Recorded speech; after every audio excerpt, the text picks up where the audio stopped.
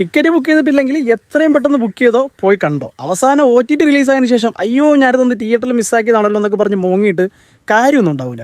സാധാരണ ഈ അമിത പ്രതീക്ഷയിൽ വരുന്ന രണ്ടാം ഭാഗങ്ങളും ബ്രഹ്മാണ്ഡ സിനിമകളൊക്കെ ബ്രഹ്മാണ്ഡ ഗുണ്ടുകളാകാറാണ് പതിവ്. അതിനൊരു എക്സെപ്ഷനാണ് കാന്താര ചാപ്റ്റർ 1. വളരെ കുറഞ്ഞ ബഡ്ജറ്റിൽ കാന്താര ഫസ്റ്റ് പാർട്ട് ഇറക്കിയപ്പോൾ അതിലവർ തന്നൊരു പ്രൊഡക്ഷൻ ക്വാളിറ്റി ഉണ്ട്. അതേ ടീമിന് കുറച്ചുകൂടെ വലിയൊരു ബഡ്ജറ്റ് കിട്ടുമ്പോൾ അതിലും അപ്പുറം അവർ ചെയ്തിട്ടുണ്ട്. സത്യം പറഞ്ഞു കഴിഞ്ഞാൽ ഈ സിനിമയുടെ കഥയിലേക്ക് വരികയാണെങ്കിൽ നമ്മൾ ഫസ്റ്റ് പാർട്ടി കണ്ട ഏകദേശം സിമിലർ സ്റ്റോറിയൊക്കെ തന്നെയാണ്. പക്ഷേ ആ ഒരു സെറ്റിങ്ങും ആ ഒരു പ്രൊഡക്ഷൻ ക്വാളിറ്റിയും ആ ഒരു ടെക്നിക്കൽ സൈഡും ഒക്കെ ഭയങ്കരമായിട്ട് ഇമ്പ്രൂവ് ആയിട്ടുണ്ട്. അതുപോലെ തന്നെ അന്യഭാഷാ സിനിമകളിൽ പോയിട്ട് ഊക്കി എരന്ന് മേടിക്കുന്ന നമ്മുടെ ജയറാം ഏട്ടന് ആദ്യമായിട്ട് നല്ലൊരു ക്യാരക്ടർ കിട്ടി. പിന്നെ ആകെ ഒരു പ്രശ്നമായിട്ട് തോന്നിയത് മ്യൂസിക് ഉണ്ട് സിനിമയിൽ ആപ്റ്റാണ്. ആ ഒരു സീനിനും ആ ഒരു സിറ്റുവേഷനും ആ ഒരു സാഹചര്യങ്ങൾക്കൊക്കെ പറ്റുന്ന രീതിയിൽ തന്നെയാണ് മ്യൂസിക് വന്നിട്ടുള്ളത്.